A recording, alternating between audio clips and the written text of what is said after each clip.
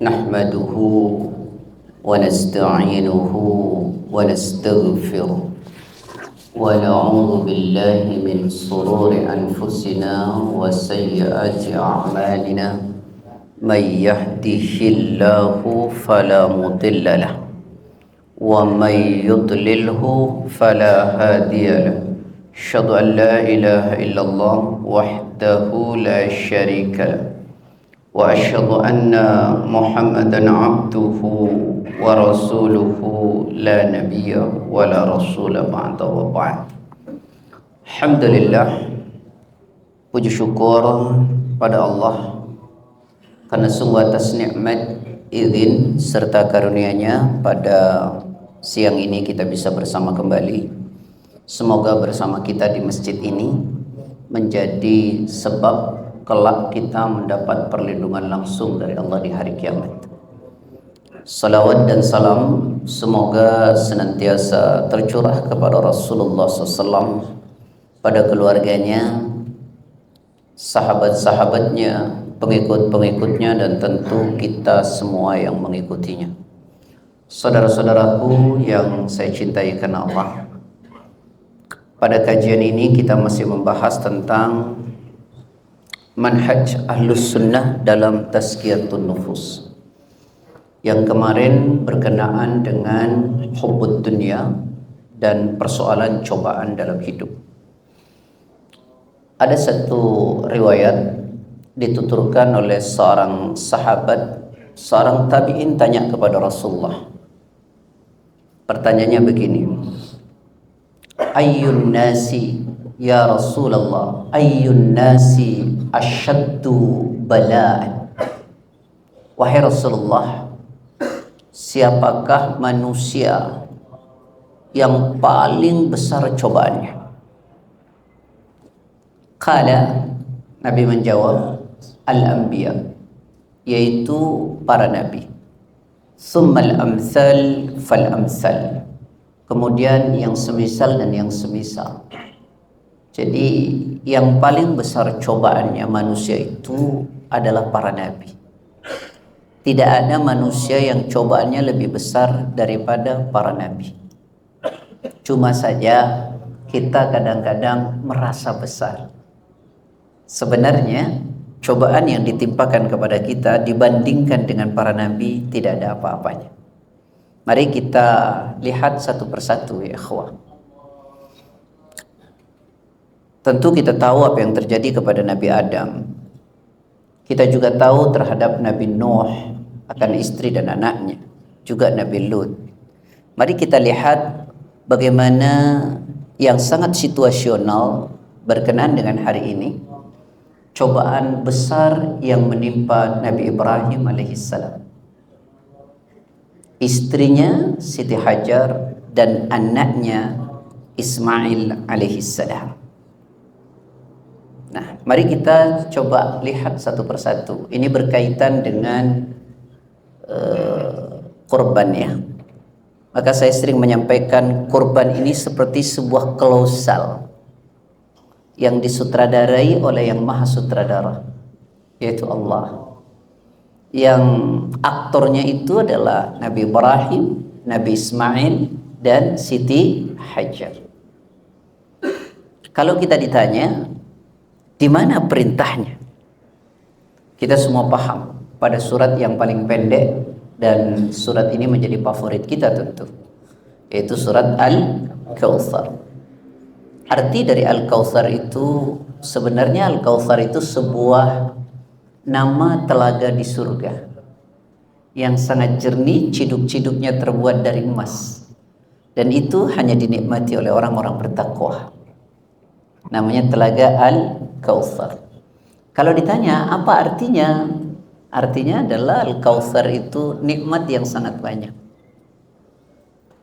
Inna a'tainaka, sesungguhnya kami telah menganugerahkan kepada Muhammad. Apa itu Al-Kautsar? Apa Al-Kautsar itu? Nikmat yang sangat banyak. Banyak nggak nikmat yang kita terima? Maka kalau kita bandingkan dengan ujian kita tuh tidak ada apa-apanya dibandingkan dengan nikmat. Begitu banyaknya Coba antum renungkan pada Quran surat 14 ayat ke-34. Wa atakum min kulli ma sa'altumu wa in ta'uddu ni'matallahi la tuhsuha innal insana la zalumun kafar. Coba renungkan dengan baik itu. Wa atakum, dan kami anugerahkan kepada kalian, min kulli ma sa'altumu, dari setiap apa yang kalian minta. Bahkan kita tidak minta Allah kasih. Wa in ta'uddu ni'matallahi la tuhsuha, kalau engkau mau menghitung nikmat Allah, maka kamu tidak bisa menghinggakannya, karena begitu banyaknya. Tapi innal insana la zalumun kafar, sungguh manusia itu apa? Zalim lagi ingkar. Coba bayangkan teman-teman sekalian, mana lebih banyak, nikmat atau cobaan? Nikmat atau cobaan? Nikmat ya. Cuman kalau kita dikasih nikmat suka lupa ya Pak ya. Makanya nikmat yang banyak terasa sedikit. Cobaannya dikit, cuman kita ingat terus. Jadi yang sedikit terasa banyak. Iya. Apalagi sekarang nih, apa nih, musim haji nih, Masya Allah. Yang teman-teman penyelenggara haji yang menerima furoda deg-degan. Yang jemaahnya mau haji furoda juga deg-degan. Karena sampai hari ini visa tidak keluar, belum keluar. Mudah-mudahan Allah keluarkan. Tapi di Eropa sudah keluar. Eropa sudah keluar, biasanya sudah ada sinar-sinar terang lah. Mudah-mudahan Indonesia keluar. Tapi walaupun tidak, kalau niatnya ibadah, jemaahnya insya Allah tidak ada persoalan. Persoalan pertanggungjawabannya nanti travel itu persoalan berbeda. Itu iya harus, karena itu soal manajemen. Ya. Tapi bahwa jemaahnya niatnya untuk apa? Haji, ibadah kepada Allah. Jadi niat saja belum dikerjakan, pahalanya sudah sempurna. Insya Allah kalau ngerti ini nggak bakal marah. Ya. Niat kita, baru niat nih, dan kita tidak lakukan, sempurna enggak pahalanya? Sempurna sudah. Kalau kejelekan kita niat, tidak kita kerjakan, pahala juga, pahalanya satu. Jadi insya Allah kalau niatnya ikhlas, nggak adalah marah-marah gitu ya. Nggak ada. Tapi bahwa pertanggungjawabannya berbeda, ya itu harus. Karena itu soal manajemen. Sama dengan orang bilang begini, kamu kok mau beli korban kok nawar? Ya nawarnya mah tuh harus itu, karena ahkamul baiknya, hukum jual belinya tetap berlaku. Korbannya mah korban. Kalau orang dagang korban tidak boleh ditawar, saya mau dagang juga. Agak mahal jualnya begitu ya, tidak boleh. Jadi hukum tawar menawarnya tetap ada, korbannya yang berbeda, sama dengan tadi. Baik teman-teman sekalian, kami telah anugerahkan kepada kalian nikmat yang sangat banyak. Jadi kalau kita mau hitung nggak bisa. Karena itu kita harus bersyukur. Nah, di antara kita ini banyak nggak ngerti tentang rukun syukur. Coba teman-teman, salat itu ada rukunnya atau tidak? Ada ya? Ada 13 ya? 13 dibagi 3, ada qalbiyah, ada fi'liyah, ada qauliyah. Ada rukun hati, rukun gerakan, rukun bacaan. Kan gitu ya? Dari 13 itu. Nah sekarang kalau kita bersyukur ini ada rukunnya. Ngerti nggak rukun bersyukur? Sekarang saya tanya, salat kalau rukunnya nggak dipenuhi, sah nggak salatnya? Nggak sah. Nah sekarang bersyukur kita tidak penuhi itu rukunnya. Hati-hati. Apa rukun syukur itu? Yang pertama rukun syukur itu kita mengakui bahwa semua yang kita terima itu datangnya dari Allah. Kita mesti mengakui semua yang kita terima, berbagai macam kenikmatan ini, itu yang pertama adalah kita akui datangnya dari Allah. Memang ada Pak, orang mengatakan bersyukur, tapi dia tidak sadar mengatakan sesuatu seolah-olah itu tidak datang dari Allah. Contoh, kamu hebat ya, masih muda, karir sukses, rezeki banyak. Jawabannya itu aneh loh. Ya usaha, peras keringat. Itu seolah-olah datang dari dirinya. Tauhid rububiyahnya perlu diperbaiki. Karena sehebat apapun teman-teman yang kita kerjakan, jika Allah tidak memberi, nggak dapat kita. Tidak dapat. Sebanyak apapun keringat yang keluar dari kita, kalau Allah nggak ngasih, kita nggak bisa, nggak dapat. Coba belajar dari Nabi Sulaiman. Apa yang tidak dimiliki beliau ketika ditanya dari mana? Hadza min fadli Rabbi. Ini semuanya anugerah dari Rabbku. Tapi memang ada kecenderungan manusia itu, Pak. Kalau sukses, kalau dapat banyak, itu seolah-olah karena dirinya. Nanti giliran cobaan baru tuh takdir Allah. Betul enggak? Kalau nggak enak takdir Allah. Kalau enak dirinya. Kenapa nggak dibalik? Coba buka misalnya dalam Quran surat An-Nisa ya, kalau nggak salah ayat 34, kalau nggak salah, atau 79. 79 ya. Bunyinya begini. Ma asabaka min hasanatin faminallah. Betul. Wa ma asabaka min sayyi'atin famin nafsik. Apa saja kebaikan ya yang kalian raih atau menimpa diri kalian datangnya dari Allah. Dan apa saja keburukan yang menimpa kalian karena diri kamu sendiri. Kenapa kok bilangnya kalau nikmat ya usaha, giliran ujian takdir? Enak bener kita nyalain Allah, terus membanggakan dirinya. Ini kan ajaib. Membanggakan dirinya lalu nyalahin Allah. Nikmat itu dari Allah ya akhi. Cobaan itu karena ulah kita. Disitulah kita perlu berintrospeksi diri. Ya sudah ya. Jadi kami telah memberikan kepadamu nikmat yang sangat banyak. Karena itu kita disuruh bersyukur. Rukun yang pertama apa? Mengakui nikmat itu datangnya dari Allah. Jangan sampai seperti digambarkan dalam Quran surat berapa? 17 ayat 83 dan 41 ayat 51. Wa idza an'amna 'alal insani a'radahu wa na'a bijanibi. Apabila kalian diberikan kenikmatan-kenikmatan, berpaling dan menjauh dengan sombong. Berpaling dan menjauh dengan sombong. Kalau diberi nikmat, kalau diberi susah, putus asa. Atau dalam ayat yang lain, kalau dikasih susah baru mendekat sama Allah. Itu surat 41 ayat 51. Nah, jadi teman-teman kalau gitu, maka pahami rukun yang kedua sekarang. Yang pertama, mengakui bahwa nikmat itu segalanya datang dari Allah. Yang kedua, memuji yang memberi. Dengan apa? Alhamdulillah. Sekarang saya tanya, kita muji Allah, apakah menambah keagungan Allah? Tidak. Semua manusia tidak ada yang memuji Allah, apakah mengurangi keagungan Allah? Berarti kita memuji Allah itu keuntungannya untuk kita. Jadi memuji Allah keuntungannya untuk kita. Bahkan lafadznya saja ya akhi, lafadznya saja antum bilang alhamdulillah, antum tak enggak kebaikan yang antum dapati. Ada satu hadis dari Abi Malik Al-Haris bin Asim Al-Ash'ari radhiyallahu an dalam Riyadhus Shalihin nomor 25, dalam Kitab Arba'in itu nomor 26. Rasul mengatakan at-tuhuru syatrul iman. Alhamdulillah tamla'ul mizan. Subhanallah walhamdulillah tamla'ani atau tamla'u ma bainas samawati wal ard. Saya potong ya artinya ya.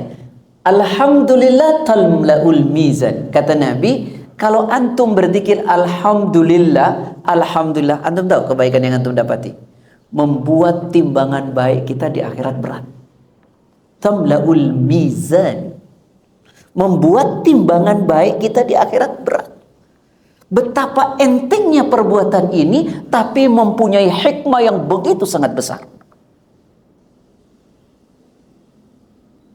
Yang kedua, subhanallah walhamdulillah. Ini digabung nih.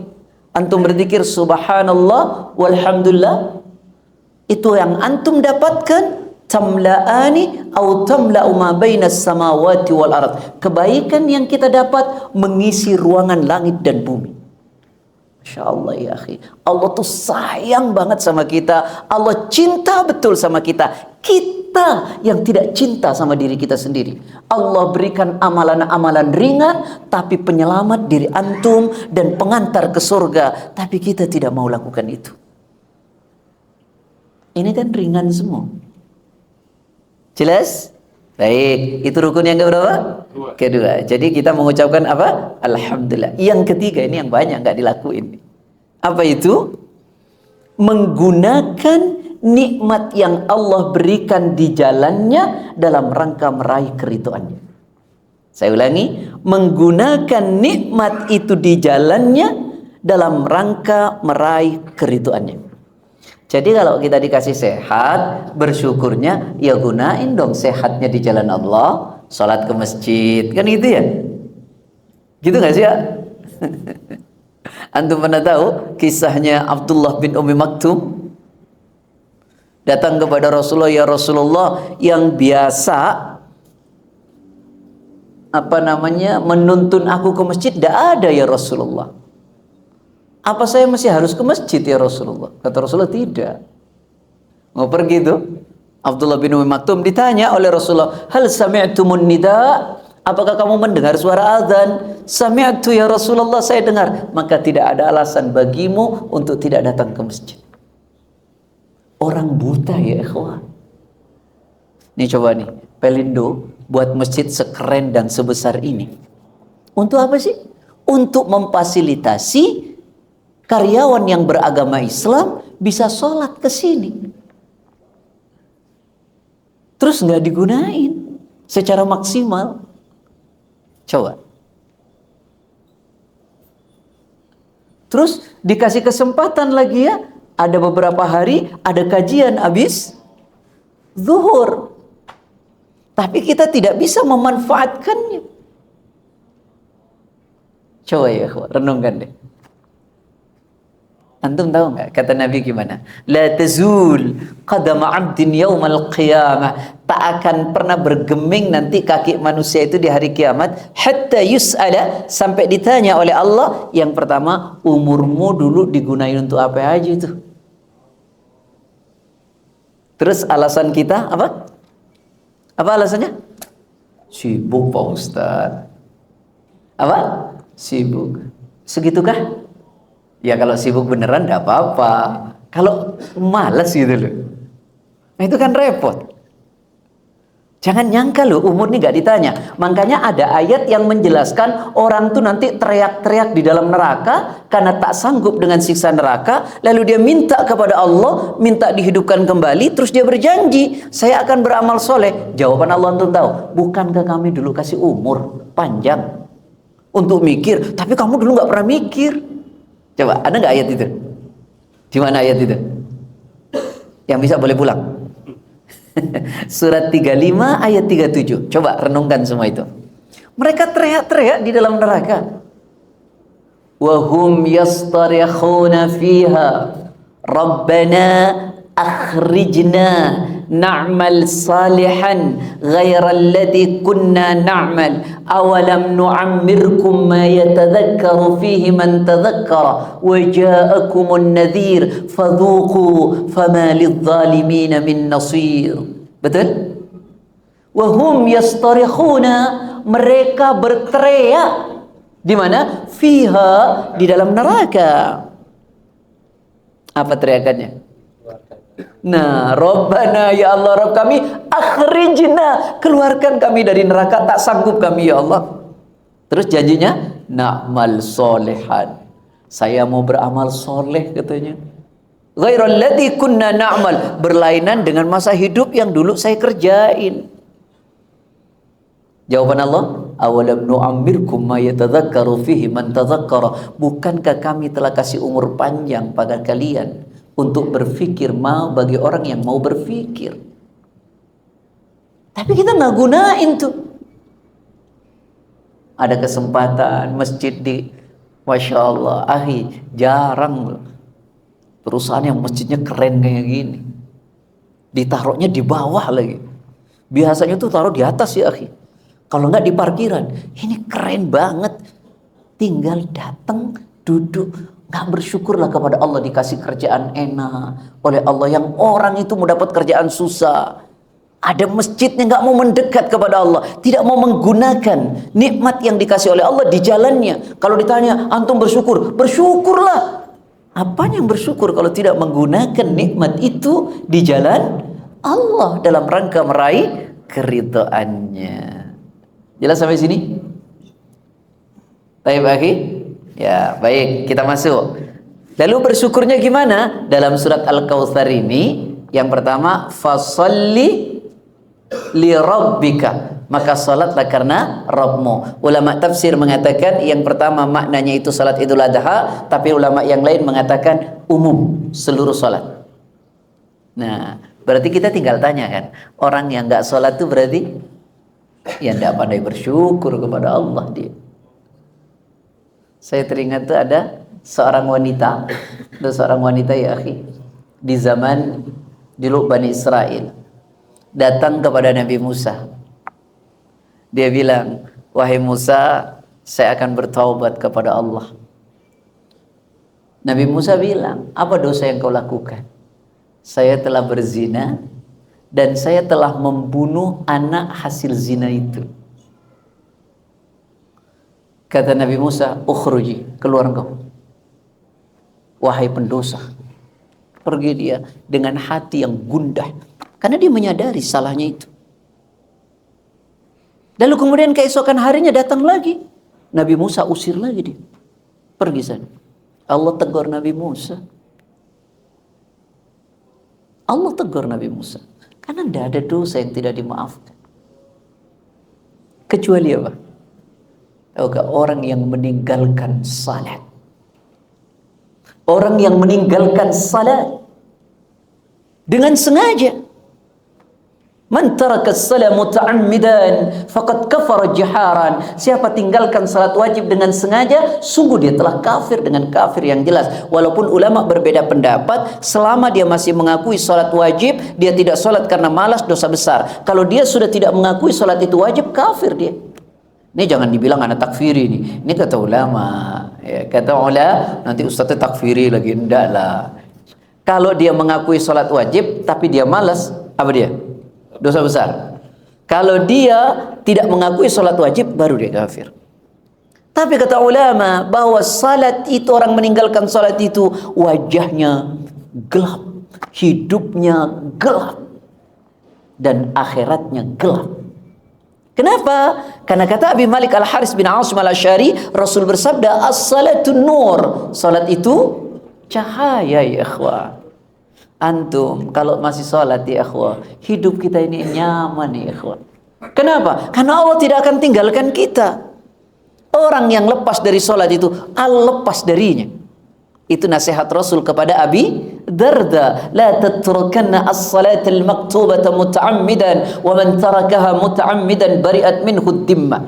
Al-Adab Al-Mufrad hadis nomor 18. Jangan pernah kau tinggalkan salat wajib dengan sengaja. Siapa tinggalkan salat wajib dengan sengaja, Allah berlepas ya ikhwan. Bari'at minhu ad-dimma. Mau selalu bersama dengan Allah?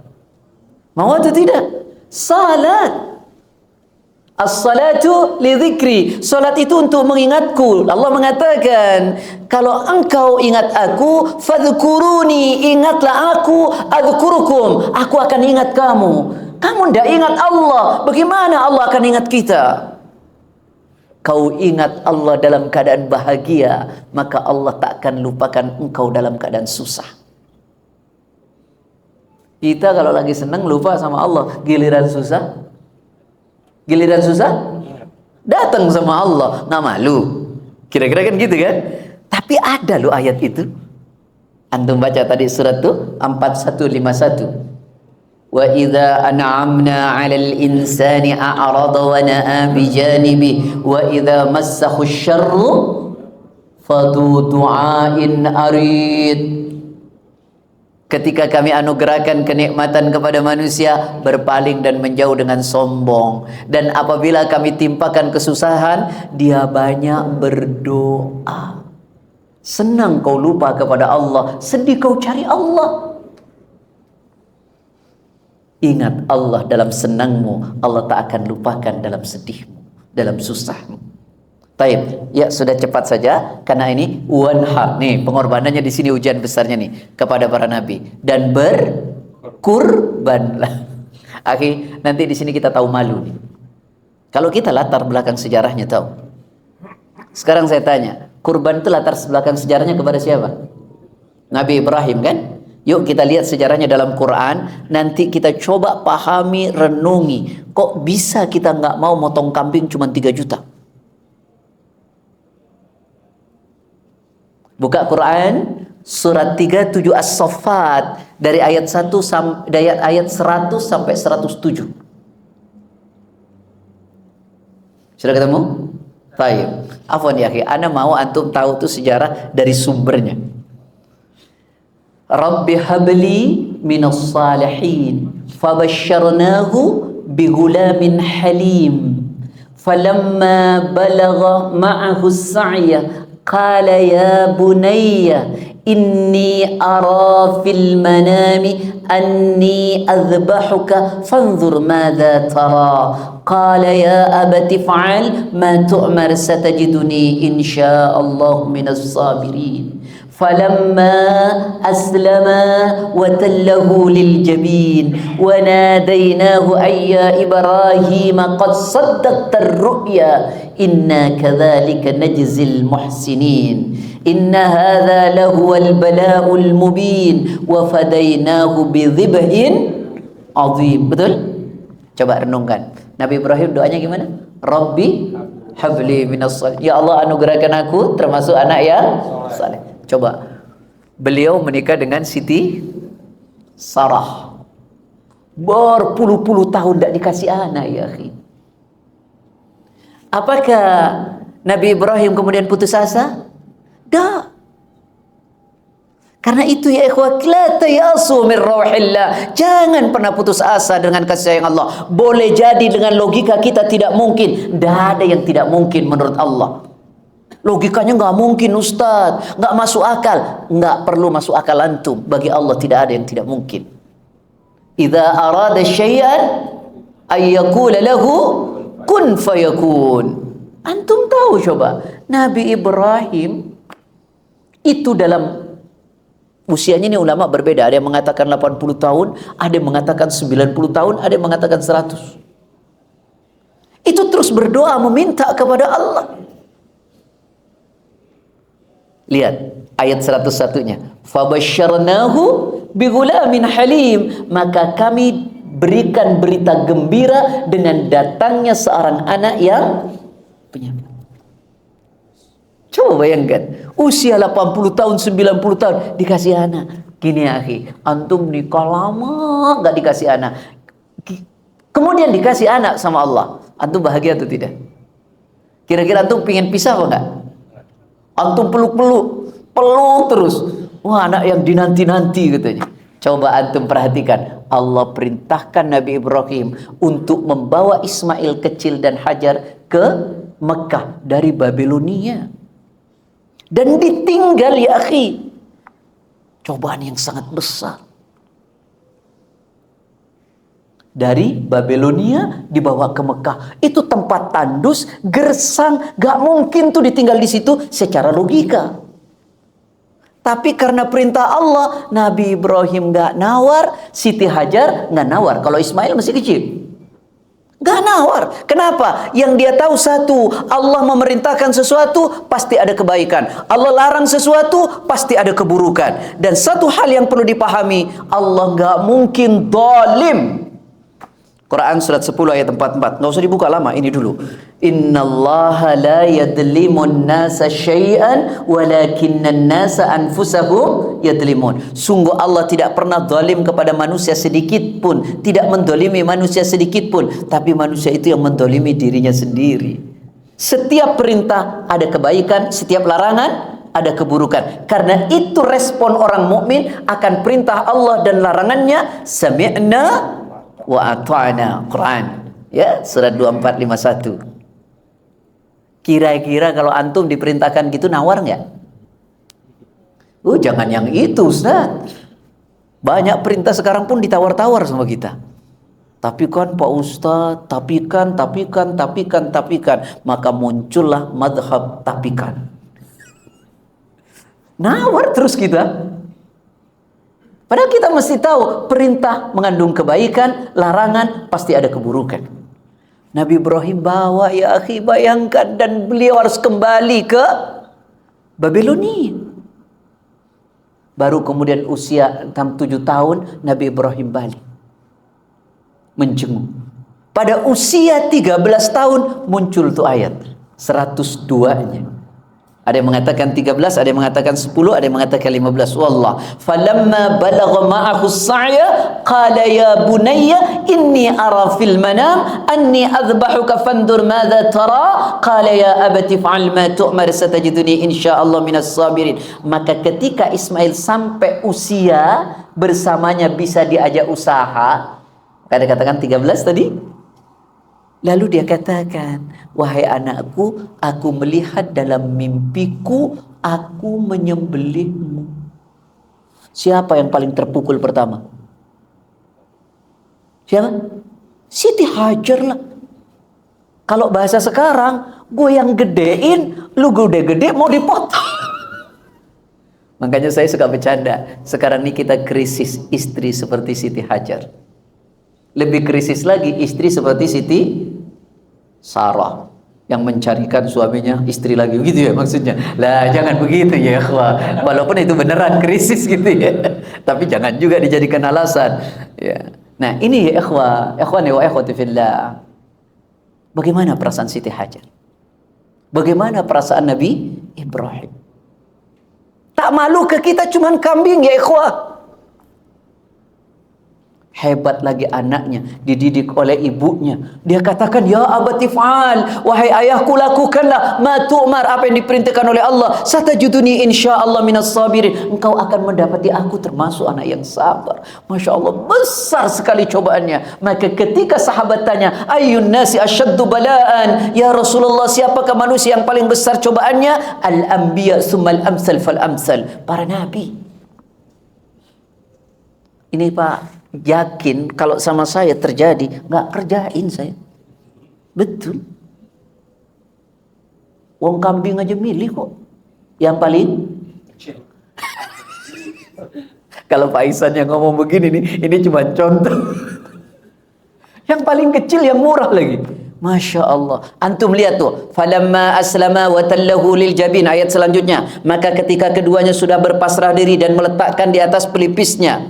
Wa nadainahu ayya Ibrahim. Allah panggil, wahai Ibrahim. Qad saddaqta ru'ya. Engkau telah membenarkan mimpimu. Kau laksanakan wahyu itu. Inna hadha lahu wa kadzalika najzil muhsinin. Demikianlah balasan bagi orang-orang yang baik. Inna hadha lahu al bala'ul mubin. Nih dibilang oleh Allah, nih cobaan. Lihat selanjutnya. Wa fadainahu bitibhin azim. Dan Allah tebus dengan sembelihan azim yang besar. Jadi korban itu awalnya besar ya ikhwah.